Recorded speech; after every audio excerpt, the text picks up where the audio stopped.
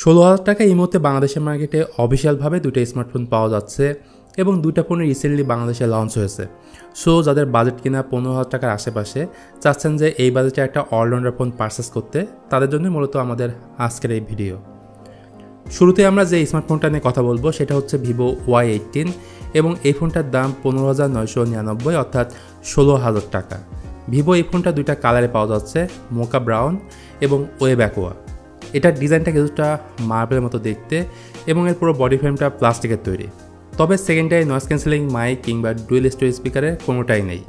ফোনটাতে ডিসপ্লে হিসেবে পাচ্ছেন 6.56 ইঞ্চির একটা HD+ IPS LCD প্যানেল এবং এটা 90 Hz রিফ্রেশ রেট সাপোর্ট করে, তবে ব্রাইটনেস ভালো 840 নিটস। নর্মালি 15,000 টাকার আশেপাশে যে ফোনগুলো রয়েছে তাতে 500 নিটসের মতো পিক ব্রাইটনেস দেখা যায়, সেই জায়গায় এই ডিসপ্লেটা ব্রাইট মনে হবে। তবে এতে শার্পনেসে ঘাটতি থাকবে, কেননা এটা HD+ ডিসপ্লে আর ওয়াটার ড্রপ নসের কারণে এই প্যানেলটা আবার ভালো নাও লাগতে পারে। পরিচয় হিসেবে এই ফোনে পাচ্ছেন মিডিয়াটেক হিলিও G85 12 ন্যানোমিটার একটা চিপসেট এবং জিপি রয়েছে Mali G52 MC2। আর হিলিও G85 অনেক পুরাতন এবং পরীক্ষিত একটা ব্যালেন্স প্রসেসর, সো পারফরমেন্সের দিক থেকে চিন্তা করার কোনো কারণই নেই। সব কাজ এই ফোন দিয়ে আপনি আরামসে করতে পারবেন। ক্যামেরা প্রসঙ্গে আসলে ফোনটার পেছনের দিকে রয়েছে ডুয়েল ক্যামেরা সেটআপ, 50 মেগাপিক্সেলের প্রাইমারি ক্যামেরা, সাথে আছে 0.08 মেগাপিক্সেলের একটা অক্সিলারি লেন্স, আর ফ্রন্ট ফেসিং ক্যামেরাটা হচ্ছে 8 মেগাপিক্সেল। তো বাজেট ফোনের ক্যামেরা যেমন হয়ে থাকে এর ক্যামেরা আউটপুট আপনারা তেমনটাই পাবেন। ব্যাটারি পেয়ে যাচ্ছেন 5000 mAh এবং এর বক্সে আপনারা পাবেন 15 ওয়াটের চার্জার। এখানে 8 ওয়াটের চার্জার অ্যাটলিস্ট থাকাটা উচিত ছিল, তাহলে চার্জিং টাইমটা কম লাগতো।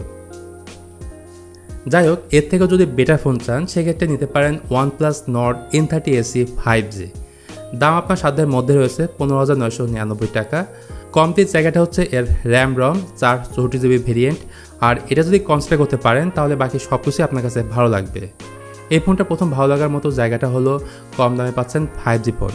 এরপর এই ফোনটার ডিজাইনটা বেশ ইউনিক, প্রিমিয়াম একটা ভাইব আছে, নয়েজ ক্যান্সেলিং মাইক এবং স্টোরেজ স্পিকার দুটাই পাচ্ছেন।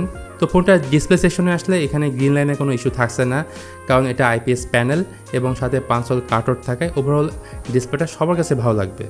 আর বলে রাখি এটা ফুল HD+ রেজুলেশনের। এই ফোনটা রান করছে OxygenOS 14 বেসড অন Android 14-এ, আর পরিচয় হিসেবে রয়েছে মিডিয়াটেক Dimensity 6020, যা মূলত 5G চিপসেট এবং এটা 6 ন্যানোমিটারে বিল্ড করা। তো এই চিপসেটটা কম্পেয়ার করা যেতে পারে হিলিও G99 এর সাথে। স্টোরেজ টাইপ হচ্ছে UFS 2.2। ক্যামেরা সেকশনে ফোনটার পেছনের দিকে রয়েছে 50 মেগাপিক্সেলের একটা প্রাইমারি ক্যামেরা, সাথে 2 মেগাপিক্সেলের একটা ডেপথ সেন্সরও আছে, আর সেলফি ক্যামেরাটা হচ্ছে 8 মেগাপিক্সেল। তো আগের ফোনের ক্যামেরা থেকে OnePlus-এর ক্যামেরা অনেকটাই অপটিমাইজ এবং ভালো ছবি তুলতে পারে লো লাইট কিংবা ডে লাইটে। পাশাপাশি ব্যাটারি পেয়ে যাচ্ছেন 5000 mAh এবং বক্সে আপনারা পাবেন 33 ওয়াটের চার্জার। তো দুটা ফোনের দামই অলমোস্ট সেম, 16,000 টাকা। যাদের বেশি র্যাম র্যামের দরকার তারা নিতে পারেন ভিভো Y80, আর যদি র্যাম র্যামের বেশি প্রয়োজন না পড়ে সেক্ষেত্রে আপনারা নিতে পারেন OnePlus Nord N30 SE 5G। বাকিটা আপনার ডিসিশন, আপনি কোন ফোনটি পারচেস করবেন। তো এই ছিল আজকের ভিডিও ভিভো Y80 এবং OnePlus Nord N30 SE 5G-কে নিয়ে। এই দুটো স্মার্টফোনের মধ্যে কোন ফোনটা আপনার কাছে সবথেকে বেশি ভালো লেগেছে জানাতে পারেন কমেন্ট করে।